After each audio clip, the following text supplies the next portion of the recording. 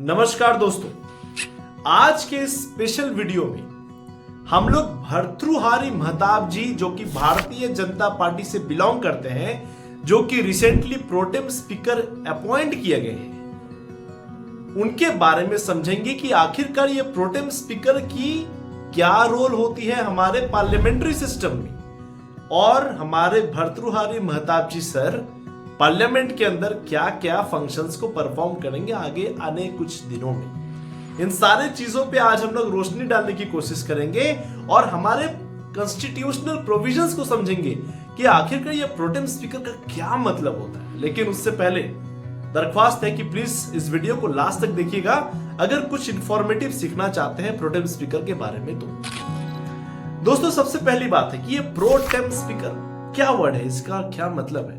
दोस्तों, ये एक लैटिन वर्ड है जिसका मतलब होता है टेम्पररी या फॉर टाइम बिंग। मतलब सबसे पहली चीज अगर कोई आपसे पूछे कि प्रोटेम का मतलब क्या है, मतलब आप कहेंगे ये टेम्पररी मतलब है, मतलब ये स्पीकर साहब का रोल टेम्पररी है। तो क्या टेम्पररी है, कहां से ये, क्या इनका काम क्या है, ये समझना जरूरी है। दोस्तों, आप सभी को पता होना चाहिए कि लोकसभा जो होती है, लोकसभा 5 साल के बाद डिसॉल्व हो जाती है, नई इलेक्शंस होती हैं। सो नई इलेक्शन जब होती है, जब रिजल्ट निकलने से लेकर नई लोकसभा की पहले सत्र के बीच में जो समय होता है वो एक गैप होता है। तो जनरली इस गैप के कारण लोकसभा को माना जाता है कि लोकसभा कंटिन्यूअस हाउस नहीं है, क्योंकि लोकसभा 5 साल के बाद तो डिसॉल्व हो जाती है। लेकिन भैया, लोकसभा के जो प्रिसाइडिंग ऑफिसर हैं, जिन्हें हम लोग लोकसभा के मुखिया कहते हैं, स्पीकर साहब, उनका रोल बड़ा ही इंपॉर्टेंट है। क्योंकि स्पीकर साहब 5 जून को जब इलेक्शन रिजल्ट आया था उस समय उन्होंने रिजाइन नहीं किया था। ध्यान रखिएगा दोस्तों, 5 जून को जब नया इलेक्शन का रिजल्ट आया उस समय लोकसभा के, पुराने लोकसभा के स्पीकर ओपी बिरला साहब ने रिजाइन नहीं किया। उन्होंने कब रिजाइन किया? उन्होंने 24 जून को रिजाइन किया, जिस दिन नए पार्लियामेंट का पहला सिटिंग हुआ।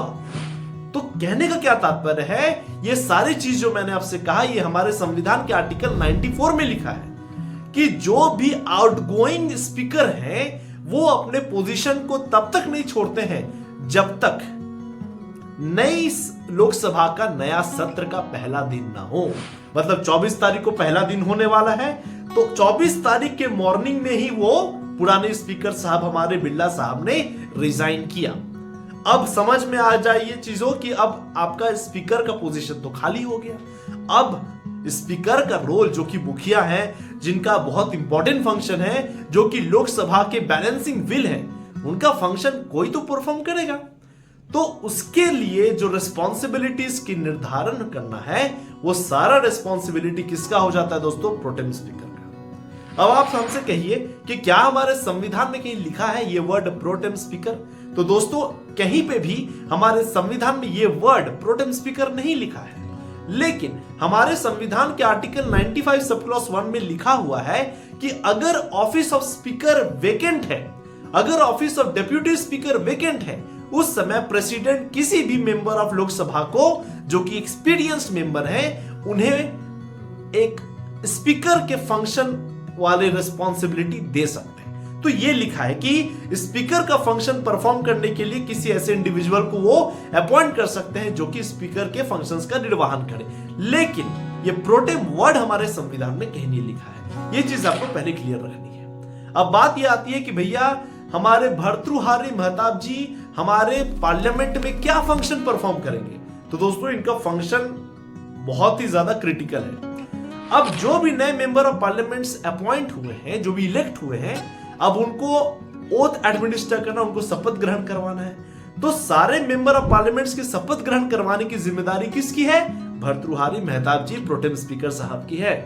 सो जो भी न्यू मेंबर ऑफ पार्लियामेंट्स आते हैं, उनको ओथ टेकिंग सेरेमनी अंडरटेक करवाने की रिस्पॉन्सिबिलिटी प्रोटेम स्पीकर की होती है। केवल इतना ही नहीं, प्रोटेम स्पीकर की एक और महत्वपूर्ण रिस्पॉन्सिबिलिटी होती है दोस्तों। प्रोटेम स्पीकर जो अभी 18th लोकसभा जो कि अभी स्टार्ट हुई है, उसमें जो परमानेंट स्पीकर की इलेक्शन है, उस इलेक्शन को एडमिनिस्टर कराने की जिम्मेदारी भी किसकी है दोस्तों? प्रोटेम स्पीकर की है। तो प्रोटेम स्पीकर ना ही केवल नए मेंबर ऑफ पार्लियामेंट को ओथ दिलवाते हैं, बल्कि जो अभी परमानेंट स्पीकर और आगे उसके बाद डेप्यूटी स्पीकर का इलेक्शन होगा, उस सारे प्रोसेस को स्क्रूटनाइज और एडमिनिस्टर करने की जिम्मेदारी किसकी है दोस्तों? प्रोटेम स्पीकर की है। इसलिए कहा जाता है कि प्रोटेम स्पीकर एक तरफ से एक बैलेंसिंग, एक कंटिन्यूअस, एक हिंज का काम करती है, एक कनेक्टिंग पॉइंट का काम करती है आउटगोइंग स्पीकर के बीच में और इनकमिंग स्पीकर के बीच में। क्योंकि अगर प्रोटेम स्पीकर ना हो तो नए मेंबर ऑफ पार्लियामेंट को कौन शपथ ग्रहण करवाएगा, और नए जो आपके स्पीकर इलेक्ट होने वाले हैं उनका इलेक्शन प्रोसेस को कौन देखरेख करेगा? तो प्रोटेम स्पीकर का ये सारे रोल के कारण प्रोटेम स्पीकर की जो पोजीशन हो जाती है वो हमारे कॉन्स्टिट्यूशनल पॉइंट ऑफ व्यू से बहुत इंपॉर्टेंट हो जाती है। लेकिन लास्ट में केवल एक चीज आपको ध्यान रखना है दोस्तों, जो कि एग्जामिनेशन में या फिर अवेयरनेस पॉइंट ऑफ व्यू से इंपॉर्टेंट है। कोई आपसे पूछ देगा कि क्या हमारे कॉन्स्टिट्यूशन में ये वर्ड प्रोटेम स्पीकर लिखा है? आप साफ साफ कहिएगा बाबा नहीं लिखा है, ये वर्ड हमारे संविधान में कहीं भी नहीं लिखा है। लेकिन इनके जो फंक्शंस है, इनके जो रोल है, उस रोल को निर्धारित करती है हमारे संविधान के article 95 sub clause 1। I hope इस छोटे से वीडियो में आप प्रोटेम स्पीकर के बारे में कुछ बेसिक चीजें तो जरूर सीखे होंगे। अगर ये वीडियो अच्छा लगा हो दोस्तों तो प्लीज अपने दोस्तों तक इस वीडियो को शेयर करें, और आपका एक सब्सक्राइब हमें अत्यंत प्रेरणा देगा अगली वीडियो बनाने के लिए और आपके लिए और ऐसे इंफॉर्मेटिव कंटेंट लाने के लिए। तो आज के लिए इतना ही दोस्तों, अपना ख्याल रखें। जय हिंद, जय भारत।